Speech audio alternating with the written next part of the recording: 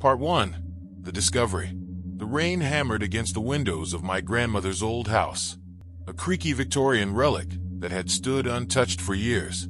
I hadn't been here since I was a child, and the place felt smaller now, though no less imposing. The air was thick with the scent of dust and decay, and every step I took on the warped wooden floors echoed through the empty halls.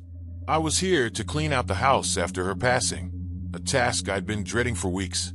The attic was the last place I wanted to go. Even as a kid, I'd avoided it. Grandma had always warned me to stay away, saying it was no place for curious children. But now, with no one left to stop me, I climbed the narrow staircase, the wood groaning under my weight. The attic was exactly as I remembered it, cluttered with old furniture, boxes of forgotten memories, and a thick layer of dust that seemed to swallow the light from my flashlight.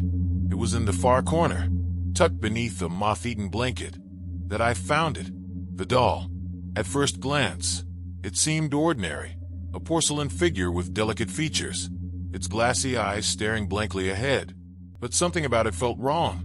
Its paint was cracked, and its once pristine dress was stained and tattered. As I picked it up, a chill ran down my spine, and I could have sworn I heard a faint whisper, like the rustle of leaves in the wind. I shook off the unease and examined the doll more closely.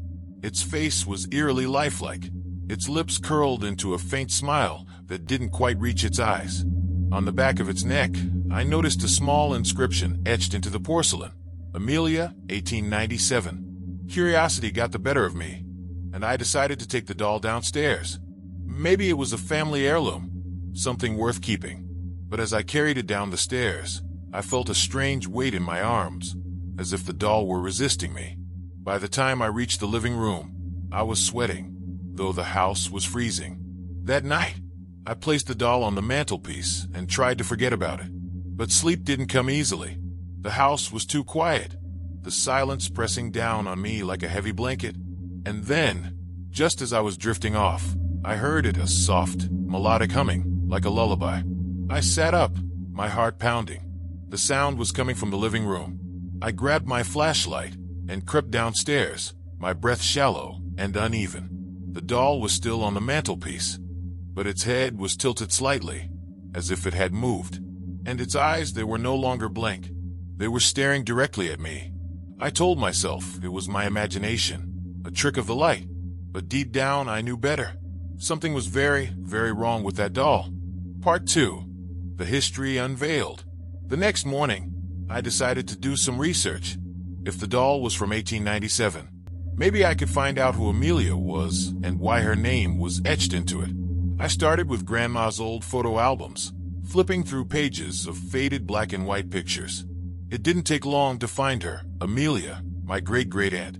She was a beautiful young woman with piercing eyes and a solemn expression. In one photo, she was holding the doll, her fingers gripping it tightly, as if she were afraid to let go.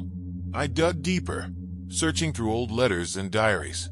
What I found sent a shiver down my spine.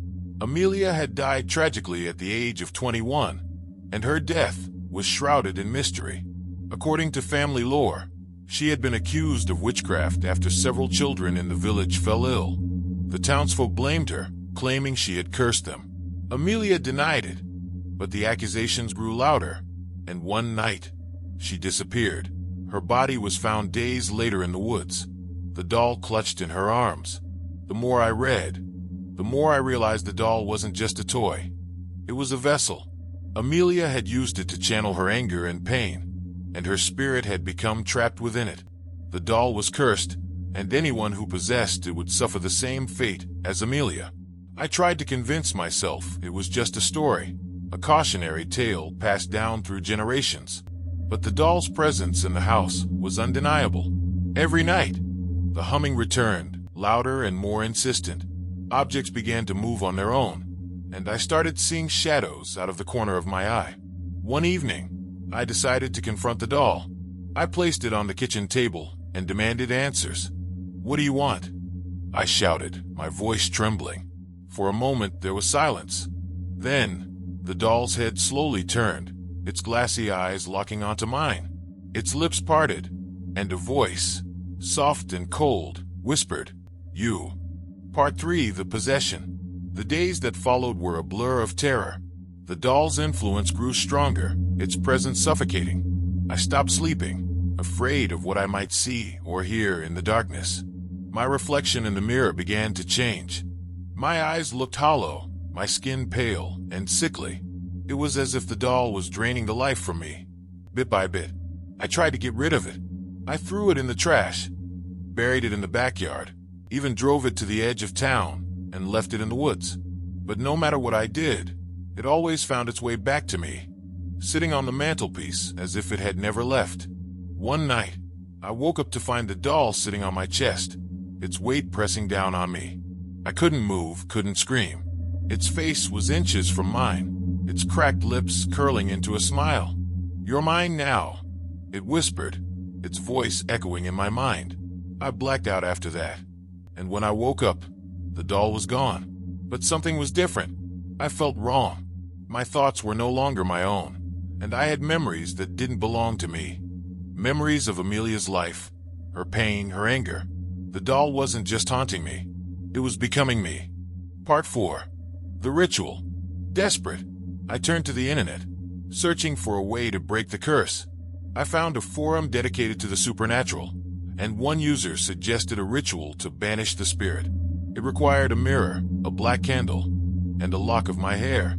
I gathered the items and waited until midnight, the witching hour. I placed the doll in front of the mirror and lit the candle, its flickering flame casting eerie shadows on the walls. I recited the incantation I'd found online, my voice shaking with fear. At first, nothing happened. Then, the candle flame turned blue, and the doll began to tremble. Its eyes glowed with an otherworldly light, and a cold wind swept through the room. The mirror cracked, and I saw Amelia's face staring back at me, her expression twisted with rage. "You can't get rid of me," she hissed. "I'll never let you go." Part 5. The Final Confrontation. I knew then that I had to destroy the doll. I grabbed a hammer and swung it with all my strength, shattering the porcelain into pieces. The room filled with a deafening scream, and the lights flickered wildly. When it was over, the doll was gone, and the house was silent. But as I looked in the mirror, I saw Amelia's face staring back at me. The curse wasn't broken. It had simply transferred to me. Now I sit here, writing this story, knowing that my time is running out. The doll's whispers grow louder every day, and I can feel Amelia's spirit taking over. Soon, I'll be gone, and she'll be free to continue her reign of terror. If you're reading this, beware. The doll is still out there, waiting for its next victim. And if you hear a soft, melodic humming in the night, run.